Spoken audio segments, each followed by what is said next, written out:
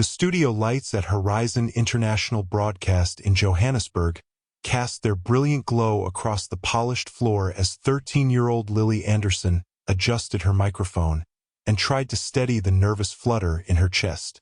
Across from her, anchors Mark Phillips and Sarah Ndlovu smiled with the easy warmth of seasoned professionals, ready to discuss youth conservation advocacy with their youngest guest ever. Lily had prepared for this moment, practiced her talking points in hotel mirrors, reviewed statistics until they felt like a second language, and chose her favorite blue shirt because it made her feel brave.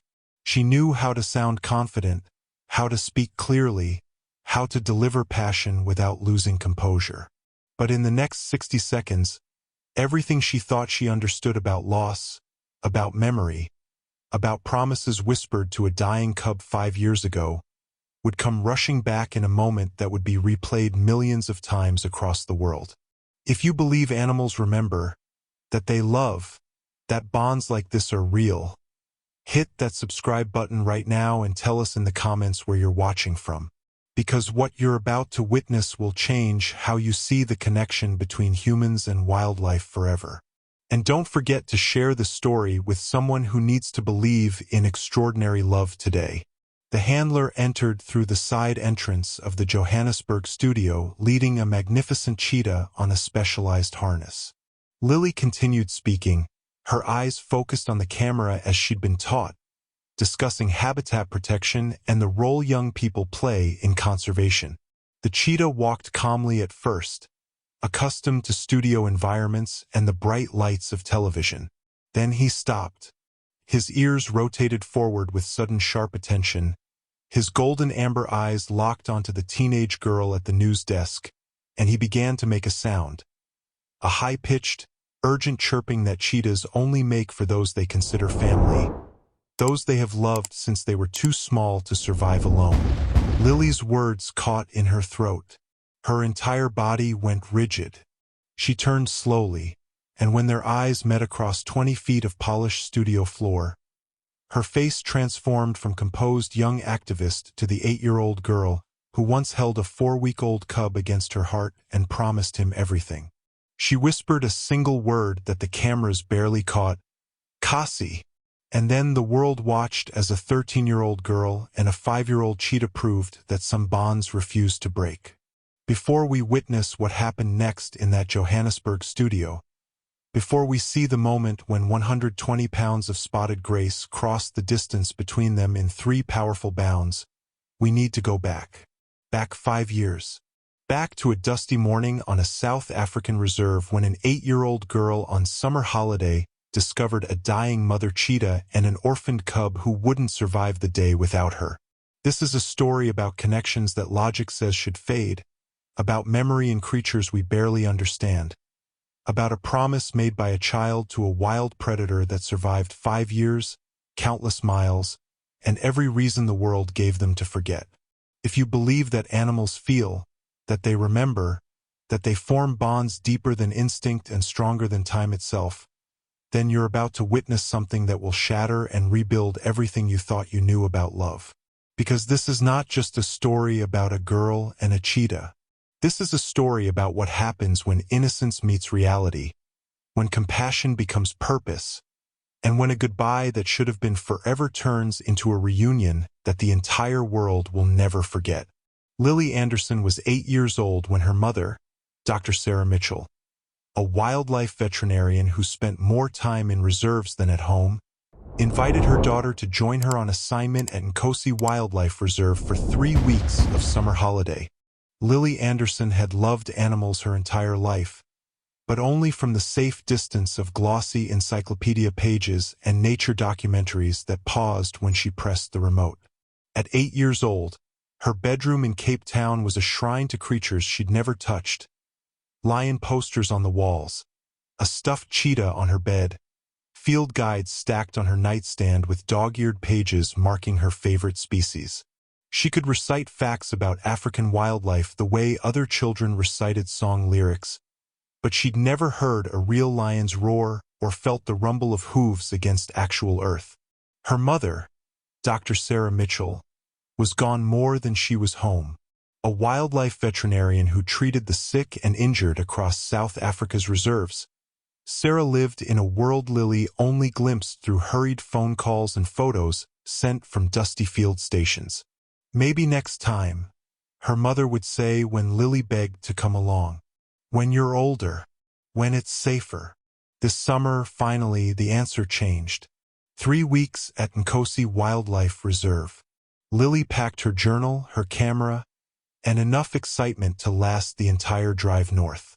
She pressed her face against the Land Rover window as they passed through the reserve gates, drinking in the acacia trees and endless golden grass like it was the first water after a drought. Her mother smiled at her intensity but said nothing, just reached over and squeezed her daughter's hand. They met Joseph Mwangi at the main lodge, a guide whose weathered face and gentle eyes suggested he'd spent more years with animals than people. "Welcome, little one," he said, crouching to Lily's height. "The land has been waiting for you." Then there was Amina Hassan, barely 20, a sanctuary worker whose passion for conservation burned bright enough to light the whole savannah. She showed Lily the nursery where orphaned animals recovered, and Lily's heart swelled at the tiny enclosures and soft blankets. The first week passed in a golden blur. Lily rode in Land Rovers with her mother and Joseph, camera clicking constantly, capturing everything. Elephants at watering holes, giraffes browsing acacia leaves, a pride of lions sleeping in afternoon shade. She sketched in her journal every evening, filling pages with careful pencil drawings and notes about behavior patterns she'd observed. Everything felt magical, like stepping inside the documentaries she'd watched 1,000 times. But it all remained beautifully distant. She watched her mother dart elephants for health checks, treat a zebra's infected leg, check camera trap footage for poaching activity. Lily saw the work but didn't yet understand its weight. In her 8-year-old mind, every animal could be saved if you just tried hard enough, if you loved them enough, if you cared. She had no idea how fragile that belief was, or that in 48 hours, the distance between loving animals and understanding their world would collapse entirely. The radio crackled at 5:47 a.m., pulling Dr. Sarah from sleep with the urgency that Lily had learned meant something was very wrong. Anti-poaching patrol found something. "You need to come now." Her mother was dressed and moving before Lily fully understood what was happening. But when Sarah headed for the door, Lily was right behind her. "Mom, please. I want to help." Sarah turned, exhaustion and concern warring across her face, then nodded once. "Stay close to Joseph. Do exactly what he says." The 40-minute drive through pre-dawn darkness was the longest of Lily's life. She sat rigid in the back seat, watching her mother's tense shoulders silhouetted against the headlights cutting through the bush. Nobody spoke. The only sounds were the Land Rover's engine and Lily's own heartbeat pounding in her ears. When they arrived, Lily understood immediately why her mother's hands were shaking. The female cheetah lay tangled in wire snare, her breathing shallow and labored, blood matting her spotted coat. And pressed against her dying body, crying with a desperation that made Lily's chest hurt, was a cub no bigger than a house cat. Dr. Sarah dropped to her knees and went to work. For fluids, sedation, her hands moving with practiced speed as she tried to remove the wire without causing more damage.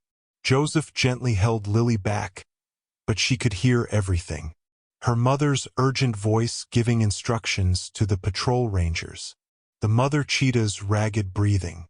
The cub's cries growing more frantic as strangers touched his mother. For 2 hours, Lily watched her mother fight. She watched rangers hold flashlights steady. She watched Joseph's face grow graver with each passing minute. And she watched her mother cry for the first time in her life, silent tears streaming down Sarah's cheeks as her hands refused to give up even when the outcome became clear.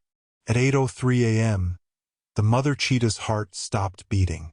Dr. Sarah sat back on her heels, covered in blood and dirt, and let out a sound that Lily would never forget. The cub, suddenly alone, began chirping desperately. A high-pitched sound of pure terror and grief, searching for warmth and heartbeat and mother that would never answer again. Something broke open in Lily's chest. She pulled away from Joseph and ran forward, dropping beside the tiny cub who was pressing his face against his mother's cooling body. "We can't leave him," Lily said, her voice cracking. "We can't let him die too." Her mother looked at her with red-rimmed eyes. "Lily, sweetheart, he's too young. For weeks old, maybe less. He needs round-the-clock care, bottle feeding every few hours. He needs." "Then I'll help." Lily's voice was steady now, certain. "Please, Mom, please." Sarah studied her daughter's face, seeing something there she'd never seen before, then nodded slowly. Okay, we try." The drive back to the sanctuary was different. Lily wrapped the cub in her jacket, and he burrowed against the fabric, against her warmth, finally quiet after hours of crying. She felt his tiny heartbeat against her hands, rapid and fragile, and made a silent promise she didn't yet understand the cost of keeping.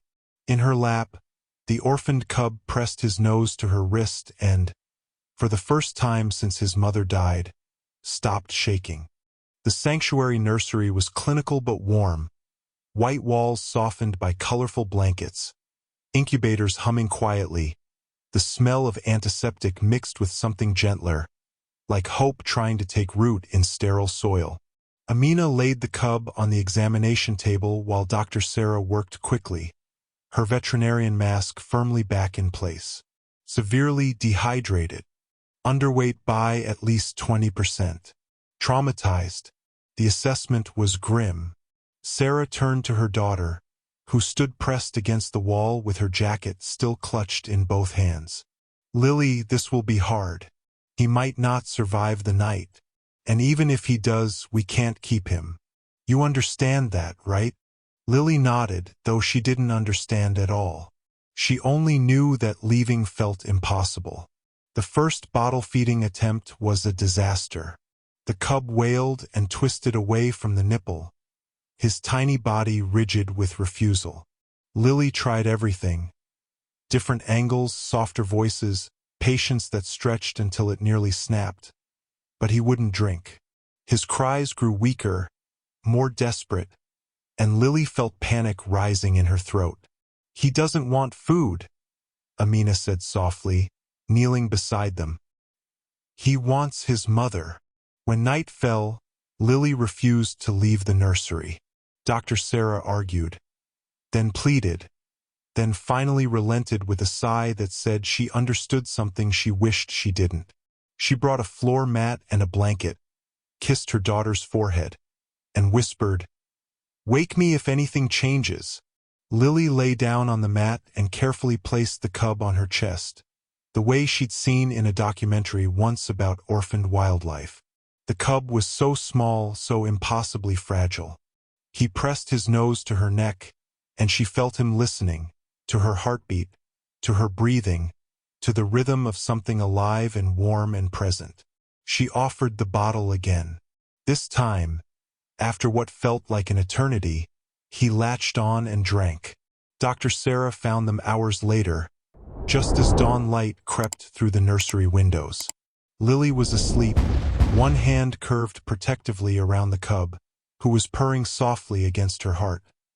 A sound so small it was barely audible, but there nonetheless. Lily woke to her mother's gentle touch. "He needs a name," she said immediately, her voice thick with sleep. "Can I name him?" Sarah smiled, tears in her eyes. "Of course, sweetheart. Kasi. It means swift. When he's big, he'll be the fastest." The routine began that morning and consumed everything else. Bottle feeding every 3 hours, even through the night. Lily learned to warm formula to exactly the right temperature, to clean the bottle thoroughly, to hold Kasi at just the right angle so he wouldn't choke. Her world narrowed to this, his feeding schedule, his tiny improvements, his survival. Day 3. Kasi's ears perked up when Lily entered the nursery, recognizing her voice before he saw her face. Day 5. He walked toward her instead of waiting to be picked up, his wobbly legs gaining confidence with each step. Day 7. He purred the moment she lifted him, pressing his head under her chin like he was trying to burrow into her heartbeat. "Lily," her mother said one evening, watching them together. "He's imprinting on you. That's wonderful for his survival. But what?" Lily's voice was stubborn, defensive. "He needs me." Sarah opened her mouth, then closed it. The truth hung between them, unspoken but understood. This can't last forever. But neither of them had the heart to say it aloud. Not yet. Not while Cassie was purring in Lily's arms and looking at her like she was the only thing in the world that mattered. Dr. Sarah made the call on day 10, negotiating an extension with the reserve director. She watched her daughter bent over Cassie in the nursery, murmuring soft encouragement as he took his first wobbly steps, and knew they couldn't leave yet. Not when Lily was transforming before her eyes from a girl who loved animals in theory to someone learning what love actually costs. Cassie grew stronger each day. The bottle gave way to soft meat that Lily hand-fed him piece by tiny piece.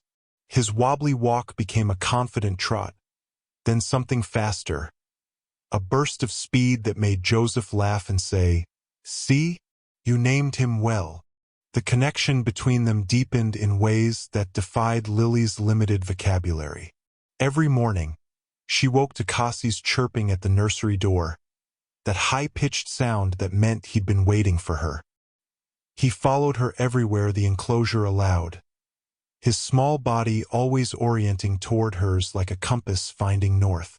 When she sat to sketch in her journal, Cassie climbed into her lap without hesitation. Every single time, as if that space belonged to him alone. When she spoke, he chirped back in response, and Lily swore they were having conversations even if she couldn't translate the words. Afternoon naps became sacred. Cassie sprawled across her legs, one paw resting on her hand, both of them breathing in sync. "I have seen many things in 40 years on this land," Joseph said one evening, watching them together. "But this, the little one has chosen his mother." Amina spent hours teaching Lily everything she knew. Cheetah biology, hunting behavior, why they chirp instead of roar, what conservation really means beyond the glossy posters. Lily's journal filled with sketches of Cassie in different positions, notes about his personality quirks, and feelings she didn't quite know how to name yet. She was learning that loving animals meant understanding them, not just admiring them from safe distances. In week 3, her mother finally said the words Lily had been dreading. "Sweetheart, we need to talk about what happens when we go home. Can we take him with us?" Lily asked, even though she already knew the answer.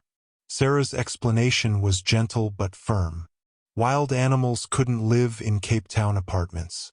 Cassie would stay at the sanctuary, be cared for by the staff, eventually become an ambassador animal helping teach others about conservation. He'll have Amina and Joseph and Dr. Mitchell who runs the sanctuary. They'll love him, but not the way I do. Lily's voice cracked, tears streaming down her face. Sarah pulled her daughter close. "No, baby, not the way you do." After that conversation, everything changed. Lily started teaching Cassie things she wanted him to remember. Her special whistle that made him come running, the calm touch of her hand on his head when he was overstimulated, the trust of lying beside her without fear. She didn't say it aloud, but both she and her mother understood. She was preparing him for a world where she wouldn't always be there. Every moment became precious because now Lily knew they were finite. Each feeding, each nap, each chirped conversation. All of it was borrowed time. She memorized the pattern of his spots, the exact weight of him in her lap, the sound of his purr vibrating through her ribs. She was 8 years old and learning the hardest lesson love teaches. Sometimes caring for something means accepting you can't keep it forever. School started in 1 week. The return to Cape Town was non-negotiable, a fact that hung over the sanctuary like storm clouds that refused to break. Lily grew quieter with each passing day, clinging to Cassie with an intensity that made even Joseph look away. She stopped talking about leaving entirely, as if silence could somehow prevent the inevitable. Dr. Sarah watched her daughter's heart prepare to break and felt helpless in ways her medical training had never prepared her for. 3 days before departure, Lily spent every waking moment with Cassie. She barely spoke to anyone else, just sat in his enclosure with her camera, taking hundreds of photos she didn't need because she knew she'd never forget. Not the pattern of his spots, not the way his ears twitched when he heard her voice, not the exact weight of him in her lap. She whispered promises into his fur. "I'll come back. Promise. I'll come visit." Cassie sensed something was wrong. He became clingier, refusing to let Lily out of his sight, following her so closely he nearly tripped her. When she tried to leave the enclosure for dinner, he cried until she came back. One day before, Dr. Sarah helped Lily write a care instruction letter. Unnecessary since the staff knew everything, but Lily needed to feel useful, needed to believe she was leaving him prepared. Then Amina held up her phone while Lily recorded a message, her voice breaking on every word. "Cassie, I love you. Be good.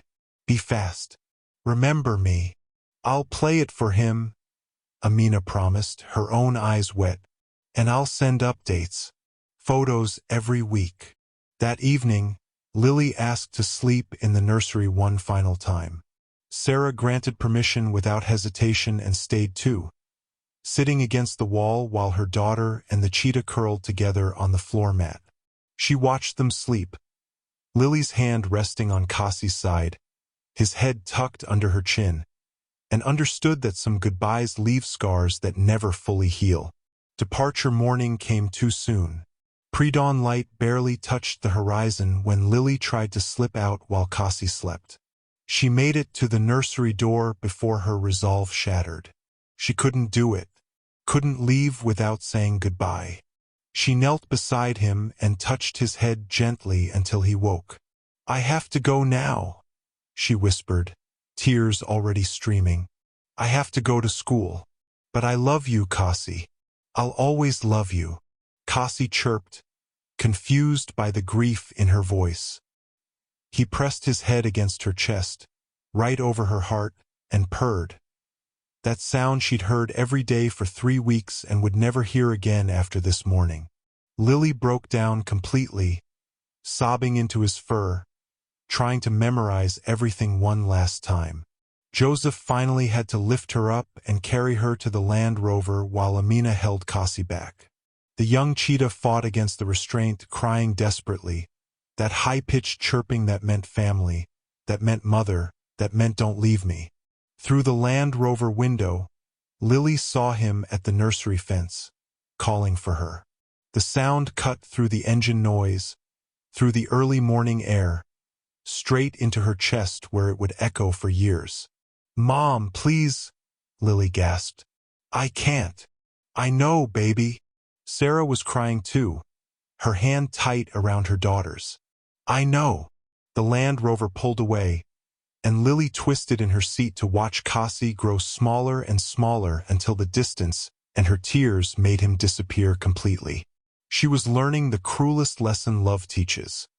Sometimes you have to choose someone else's well-being over your own pain, even when it feels like dying.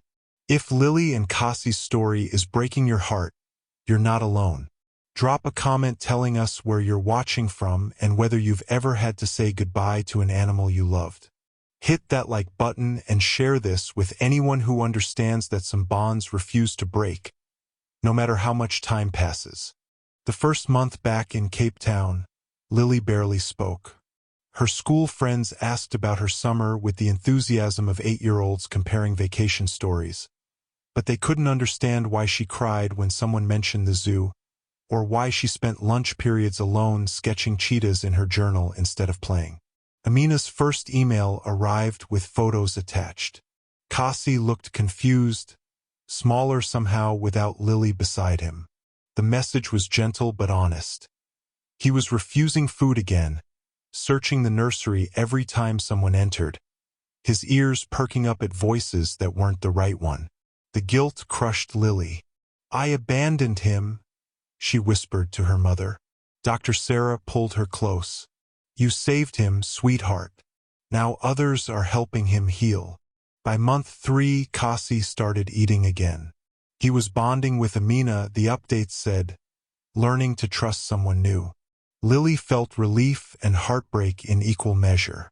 "He's replacing me," she told her journal, because she couldn't say it aloud. The monthly updates continued like clockwork. 6 months. Growing strong, his legs long and powerful. 10 months. Learning to chase enrichment toys, his hunting instincts emerging. 1 year old.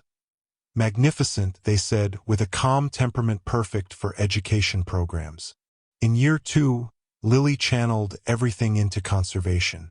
School projects on habitat loss. Youth advocacy letters to government officials. Social media posts raising awareness about poaching. When she won the Regional Youth Conservation Award at age 10, her speech made adults cry. 5 years ago, I learned that loving wildlife means making hard choices. But at night, she still dreamed of Kasi. His weight in her lap, his chirping voice, the way he pressed his head against her chest. Year 3 brought another loss. Dr. Sarah changed jobs, taking a position at a Cape Town animal hospital. No more reserve assignments meant no convenient way to visit. Flights to Johannesburg were expensive. Logistics were complicated. Lily's guilt deepened with each broken promise. High school began, and she threw herself into environmental science with the ferocity of someone trying to outrun regret. Year 4 marked growth and doubt in equal measure. Lily, now 12, led her school's conservation club with the confidence of someone who'd held a dying cub in her arms. But privately, late at night, she wondered, does he remember me at all? When opportunities to visit arose, she hesitated, paralyzed by the fear of seeing a magnificent cheetah who looked at her like a stranger. Then came Amina's email that Lily read 100 times. Whenever children visit the sanctuary, Kasi is gentle with them, patient in ways the other ambassadors aren't. But he looks past them, like he's searching for someone specific. I think he's still looking for you. Year 5 began with an unexpected invitation. Horizon International Broadcast was producing a segment on youth conservation voices, and Lily's teacher nominated her without asking. The acceptance letter arrived on a Tuesday, a live interview at HIB Johannesburg, discussing how young people can make a difference in protecting endangered species. Lily saw it purely as a platform for advocacy, a chance to reach thousands, maybe millions, with the message she'd been refining for 5 years. She didn't know the interview would include conservation ambassador animals. Didn't know HIB had partnered with Nkosi Wildlife Reserve for authentic on-air education. Didn't know which animals would appear or who would handle them. She packed her blue shirt, the one that made her feel brave, and boarded the flight to Johannesburg thinking only about talking points and statistics and making sure her voice didn't shake on camera. Coincidence? Fate? Or something more? She was about to find out that some absences echo forever, and some connections refuse to fade no matter how much time tries to erase them. Lily flew to Johannesburg alone at 13. Her mother trusting her with independence earned through 5 years of maturity forged in grief. The flight attendants smiled at the poised teenager traveling solo, unaware she was gripping the armrest so hard her knuckles had gone white. Not from fear of flying, but from the terror of live television and the weight of representing something bigger than herself. She landed 2 days early for rehearsal and prep. The hotel room became her war room. Conservation statistics spread across the desk.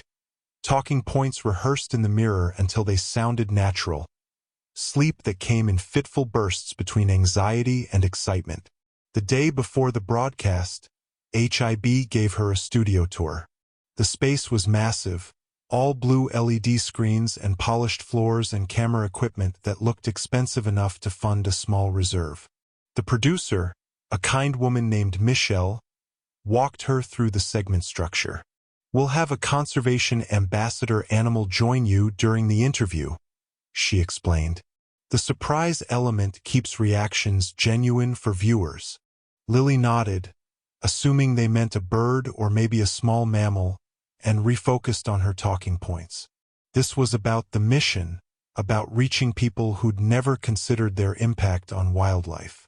Personal feelings didn't matter. But that evening, alone in her hotel room, an uncontrollable urge seized her. She opened her laptop and searched for Nkosi Wildlife Reserve's website, telling herself it was just curiosity, just nostalgia. The ambassador program page loaded slowly, revealing photos of various animals used for education. Then she saw him, Kasi, 5-year-old male cheetah, experienced with public appearances.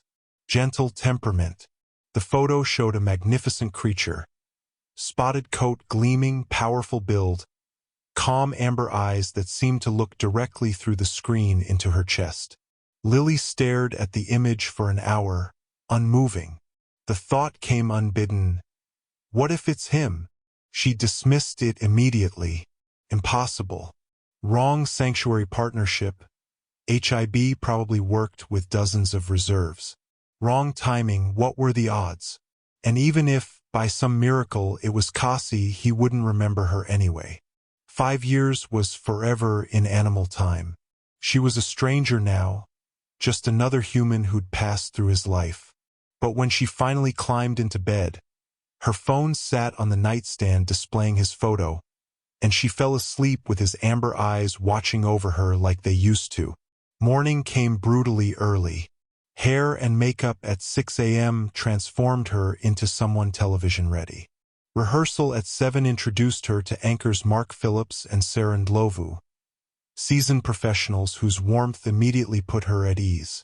Lily ran through her answers perfectly, poised and articulate, passion evident but controlled. "You're a natural," the producer said, impressed. 30 minutes to air. Lily sat alone in the green room. Deep breathing, positive self-talk, forcing thoughts of Kasi away because this wasn't about the past. This was about the future, about inspiring others, about making his life and all the others matter. 10 minutes out, they called her to set. She took her seat, let the sound technician clip the microphone to her collar, and adjusted to the bright lights and 3 cameras tracking her every movement. The tech crew moved with efficient purpose, counting down, checking levels. Sarah Ndlovu leaned across the desk with an encouraging smile. "Just talk to us like we're having coffee. You'll be wonderful." 2 minutes to air. Final checks. Lily folded her hands on the desk, maintaining professional posture, her face calm and composed. Inside, her heart was pounding for reasons she couldn't quite name, as if some part of her knew what the universe had planned, something she wasn't remotely ready to see. Today we're joined by a remarkable young voice in conservation, 13-year-old Lily Anderson from Cape Town. Mark Phillips' introduction was smooth, professional, exactly as rehearsed. Lily smiled, took a breath, and began. Statistics on cheetah population decline flowed naturally. 7,000 left in the wild, habitat loss accelerating, human-wildlife conflict threatening their survival. She was eloquent, passionate, hitting every talking point she'd practiced in hotel mirrors. "What inspired your dedication to this cause?" Sarah Ndlovu asked, leaning forward with genuine interest. Lily delivered her prepared answer without hesitation. "When I was 8, I spent time at a wildlife reserve and saw firsthand what these animals face. Careful, vague." She didn't mention Kasi, kept it general, professional. The side entrance opened off camera. A handler entered leading a large cheetah on a specialized harness. Lily continued speaking, eyes focused on the anchors the way she'd been taught, explaining the importance of youth advocacy in conservation. Then she heard it. A soft chirp, curious, questioning, achingly familiar. Her voice faltered for half a second before she recovered and continued. Cassie walked calmly at first, accustomed to studios and bright lights and the presence of humans.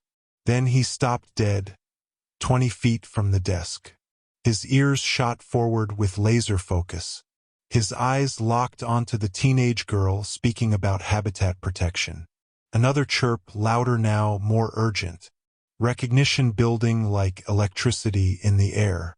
Lily turned automatically, responding to the sound before her brain could process why. She saw the cheetah, the spotted coat, the amber eyes, the powerful build, and time stopped. Cassie! The whisper barely left her lips. The sound that followed changed everything. Cassie released a cry, high-pitched, desperate, joyful. The exact chirping he'd made as a 4-week-old cub when she'd enter the nursery each morning. The handler's grip tightened, but Cassie was pulling with the full force of 5 years of searching. And joining us now is Cassie, a 5-year-old ambassador cheetah from Kosi Wildlife Reserve. Mark Phillips was reading from his notes, professional, unaware. Lily wasn't listening. She stood without thinking, took one step forward, and her world narrowed to nothing but spotted fur and amber eyes. Cassie moved. He pulled so hard the handler released rather than risk injury to either of them. 120 pounds of cheetah crossed the studio floor in 3 powerful bounds. Not aggressive, not predatory, just desperate. He didn't pounce. He rose, placing his massive front paws on Lily's shoulders exactly the way he used to as a tiny cub climbing into her lap. He pressed his broad head against her chest, finding the exact spot where he'd slept every night for 3 weeks 5 years ago. The purr was so deep, so loud, the studio microphones captured it clearly. A continuous rumbling that was 5 years of missing compressed into pure sound. Lily's arms came up automatically, her hands finding the familiar spots behind his ears, along his neck, as if her body remembered what her mind had tried to protect her from hoping for. She sank to her knees under his weight, and Cassie came down with her, gentle and controlled. Now they were on the studio floor, cheetah wrapped around teenager, and Lily was crying so hard she could barely breathe. Cassie! Oh my God! Cassie! You remember me. Cassie's response was continuous chirping, rubbing his head against her chin, her neck, her shoulder. Every gesture identical to the cub she'd left behind, as if no time had passed at all, as if 5 years was nothing compared to the bond they'd forged in 3 desperate weeks. The cameras kept rolling. The director had called out, "Keep filming," because everyone in the control room understood they were witnessing something extraordinary. The handler, Amina, Lily suddenly recognized her through the tears, stood back with her own eyes wet, letting the reunion unfold. Mark Phillips and Sarah Ndlovu sat stunned, moved beyond their professional composure. Lily, Sarah Ndlovu finally managed, her voice thick with emotion. "It seems you two know each other?" Lily laughed through her tears, face buried in Cassie's fur, breathing in the scent of him, feeling his heartbeat against hers. "I saved him when I was 8. I saved him, and then I had to leave, and I thought he'd forgotten." Amina stepped forward, addressing the camera with tears streaming down her face. "He never forgot. In 5 years, he never stopped looking for her." The production team made a decision in seconds. Continue the segment. This was pure television gold, yes, but it was also something deeper, something that transcended ratings and viral potential. This was the truth unfolding in real time. Lily composed herself enough to sit back in her chair, wiping her face with shaking hands. Cassie refused to leave her side.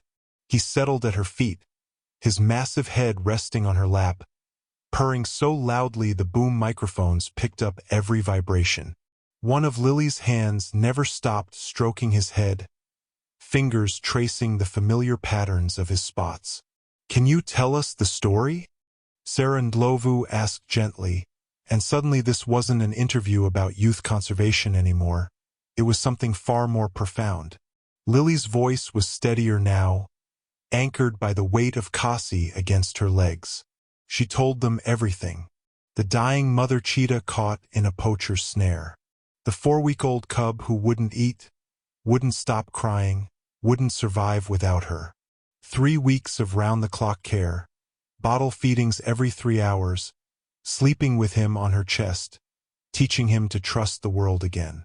The bond that formed in those desperate weeks, deeper than logic, stronger than language.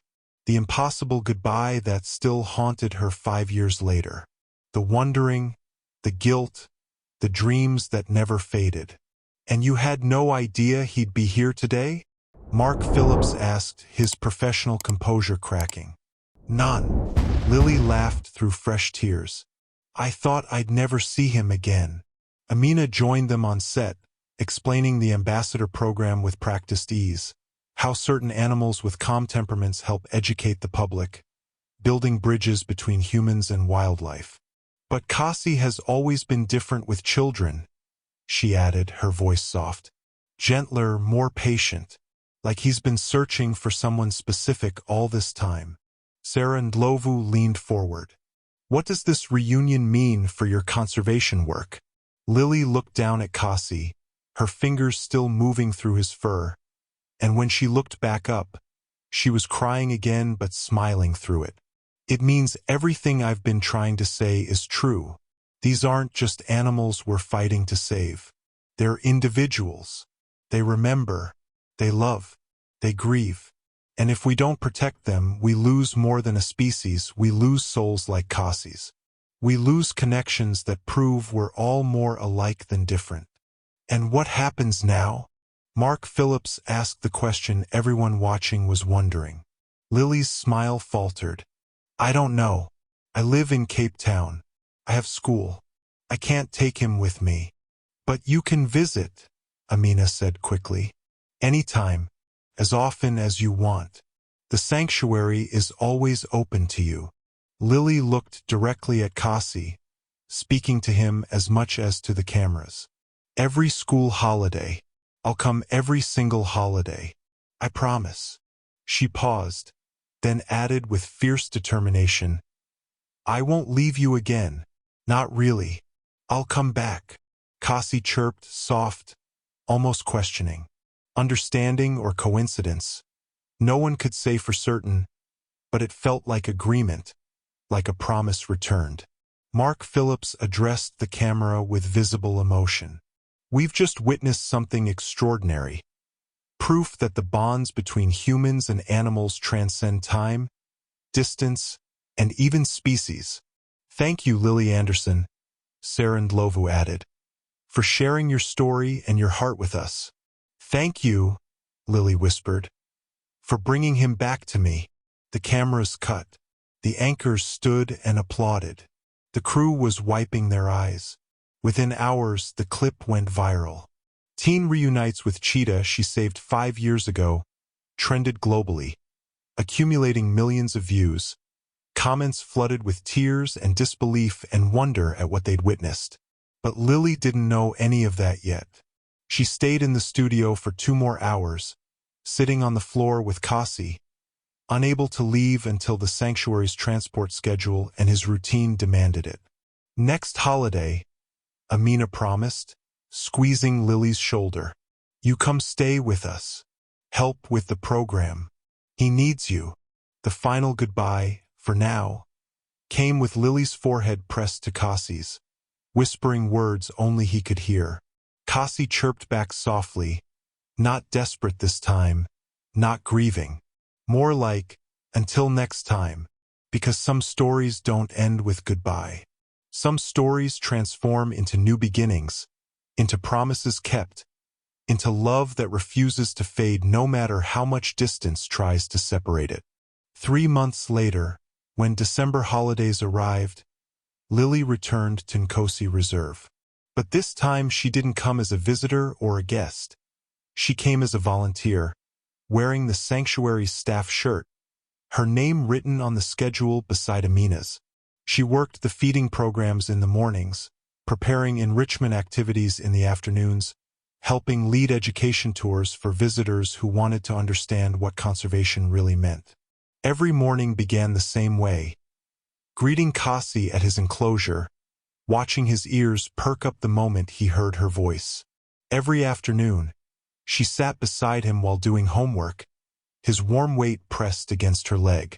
Every evening, she talked to him about everything: school dramas, conservation challenges, dreams she was only beginning to understand. Her life split into 2 parts, both equally real.